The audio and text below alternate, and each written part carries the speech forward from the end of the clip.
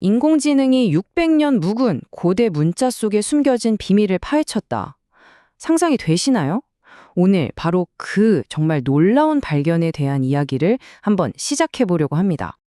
이 모든 일의 시작점은요, 정말 수많은 전문가들이 몇 세기 동안이나 그냥 지나쳤던 바로 그 단서를 놀랍게도 한 인공지능이 포착하면서부터였습니다. 자, 모든 건 바로 이 숫자 97.4%에서 시작됐습니다. 이게 뭐냐면요, AI 언어 실험에서 발견됐는데 그 누구도 왜 이런 숫자가 나왔는지 설명할 수가 없었던 아주 기묘한 수치였던 거죠. 자, 배경은 캘리포니아의 한 연구실입니다.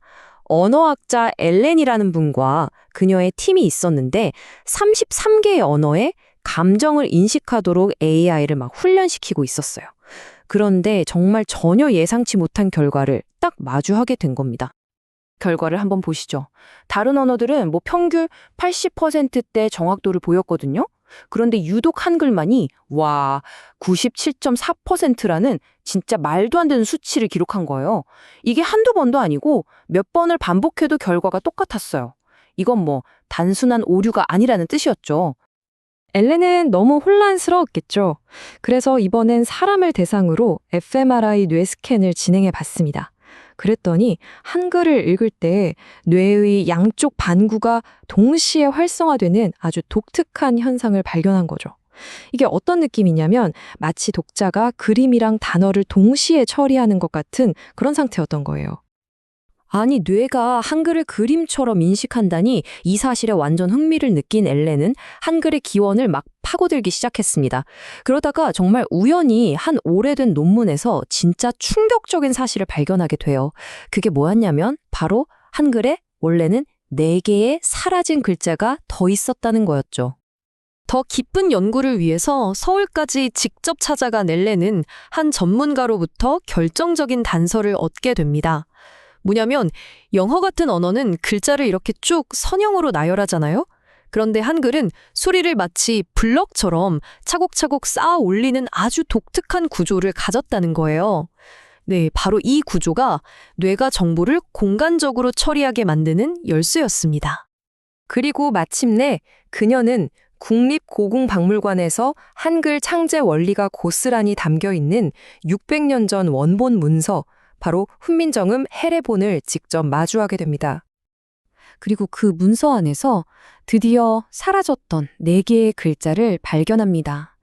여러분, 이 글자들은요, 단순히 소리를 표기하는 걸 넘어서서 바람소리, 물 흐르는 소리, 심지어는 인간 감정의 그 미세한 떨림까지 담아내도록 설계된 그런 문자였습니다.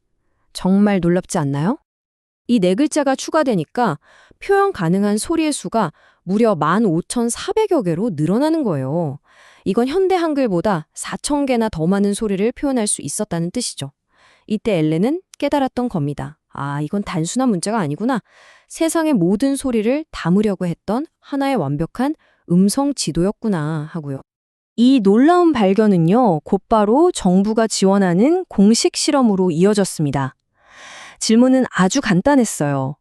과연 이 사라진 소리들이 우리 뇌의 잠재력을 정말로 깨울 수 있을까?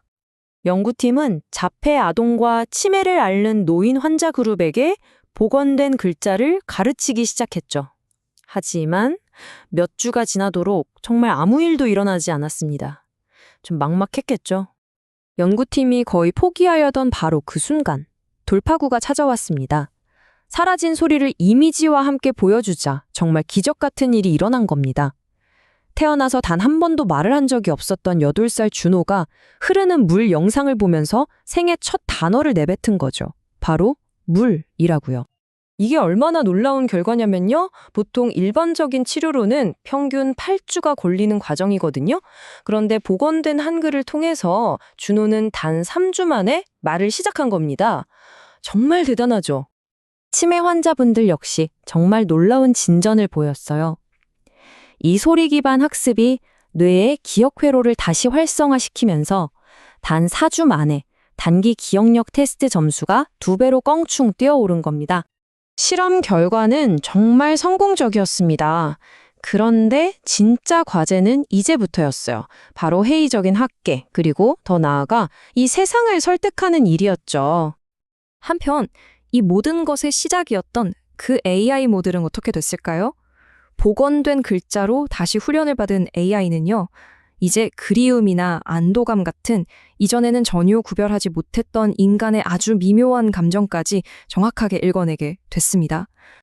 하지만 서울에서 열린 아주 권위 있는 학술회의에서 엘렌의 발표는 정말 차가운 반응에 부딪혔습니다.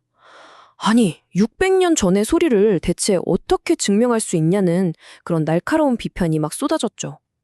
모든 게 끝났다고 생각했던 바로 그날 밤, 엘렌은 유네스코 관계자로부터 정말 뜻밖의 전화를 한 통 받게 됩니다. 그가 하는 말이 16세기 문서에 이미 기록이 다 있었다는 거예요. 사라진 글자들이 쓸모없어서가 아니라 시대를 너무 앞서갔기 때문에 사라졌다는 그런 놀라운 진실을 알려준 거죠. 마침내 파리 유네스코 본부에 서게 된 엘렌은요, 데이터를 보여주지 않았습니다. 대신 이야기를 보여주었죠. 처음으로 물이라고 말하는 준호의 영상, 그리고 손자의 이름을 기억해낸 할아버지의 그 모습에 회의장을 가득 채웠던 세계적인 석학들은 모두 일어나 기립박수를 보냈습니다. 그 파급력은 정말 엄청났습니다. 발표가 끝나자마자 대한민국 정부는 이 사라진 글자들을 초등학교 교육과정에 도입하는 시범 프로그램을 공식적으로 승인했죠. 이 놀라운 여정은 우리에게 보여줍니다. 그 사라진 글자들이 그저 오래된 유물이 아니라 사실은 기술이 따라잡아 주기만을 기다리고 있던 소통과 인지를 위한 아주 정교한 도구였다는 것을요. 이 이야기는 우리에게 아주 흥미로운 질문 하나를 던집니다. AI와 함께 미래를 향해 정신없이 달려가는 지금, 어쩌면 가장 위대한 발견은 새로운 무언가를 만들어내는 것이 아니라 우리가 잠시 잊고 있었던 과거의 그 위대한 지혜를 다시 찾아내는 것일지도 모른다고 말이죠.